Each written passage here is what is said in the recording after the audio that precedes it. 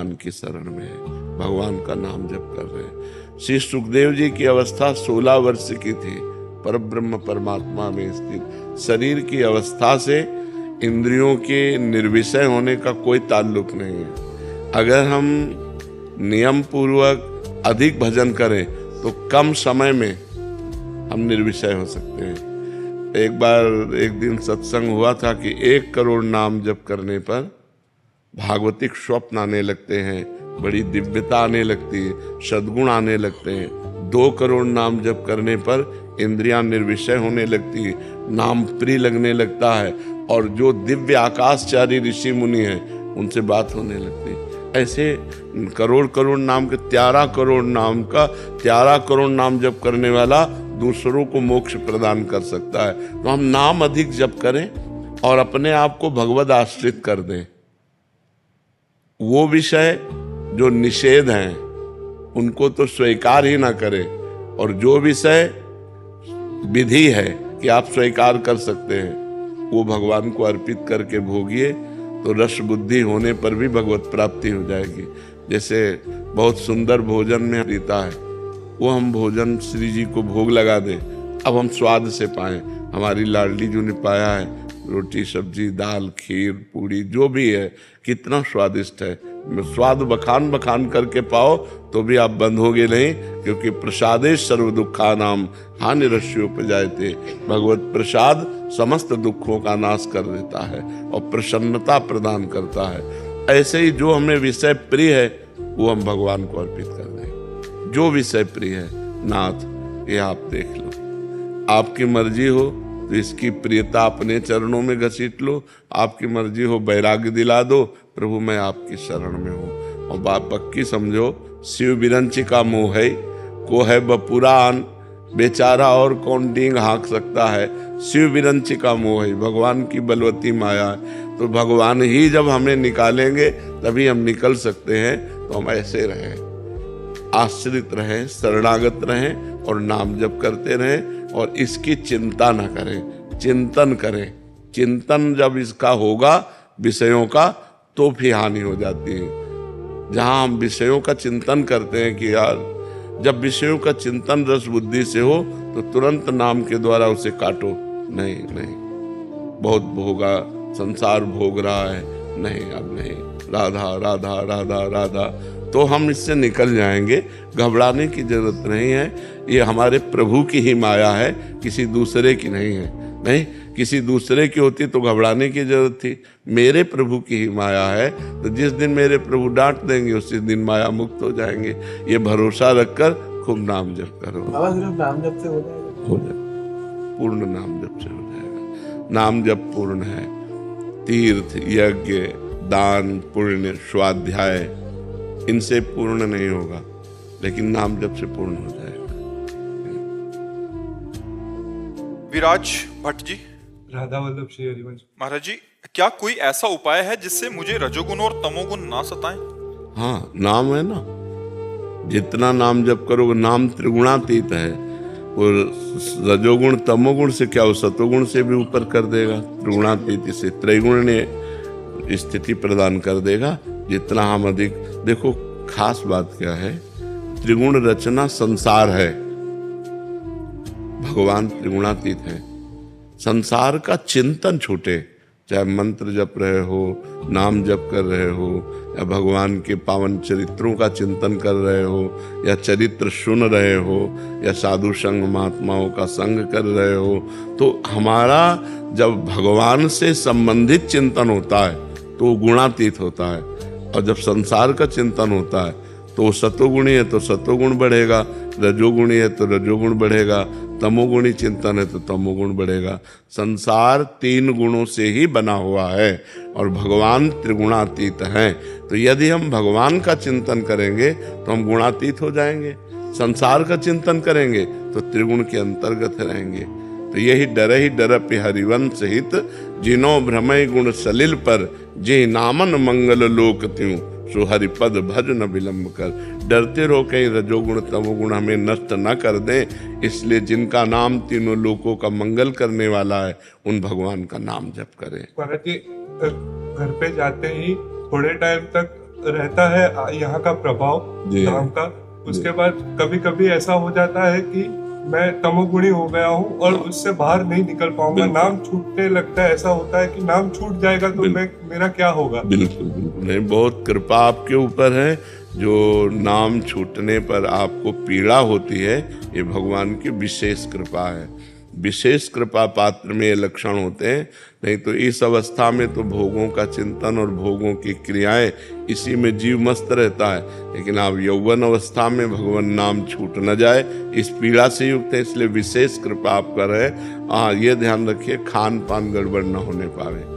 अगर हमारा खान पान प्याज लहसुन या शुद्ध भोजन, या जिन पात्रों में लोग मांस बनाते हैं उन पात्रों का भोजन जैसे होटल में है, रिश्तेदारों, फिर हमारी बुद्धि पतित हो जाएगी।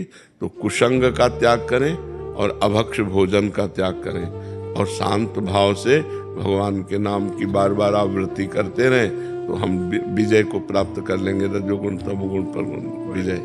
महाराज जी, एक छोटा सा और सवाल है।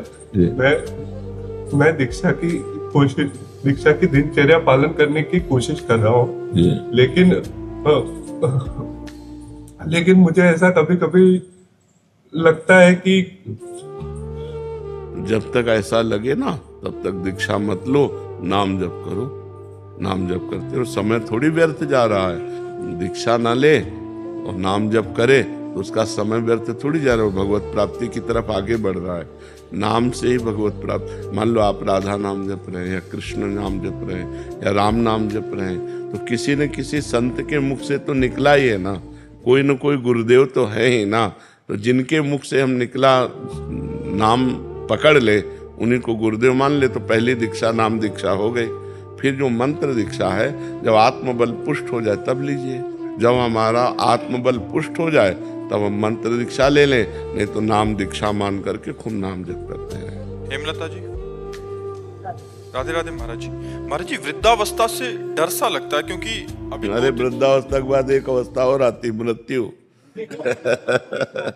वो सब कुछ छुटा देती। वृद्धावस्था में तो कुछ तो बचा रहता है, लेकिन मृत्यु अवस्था आती है, वो तो कब आ जाए पता नहीं। वृद्धावस्था के पहले आ जाए कि बाद आवे, कोई पता नहीं है।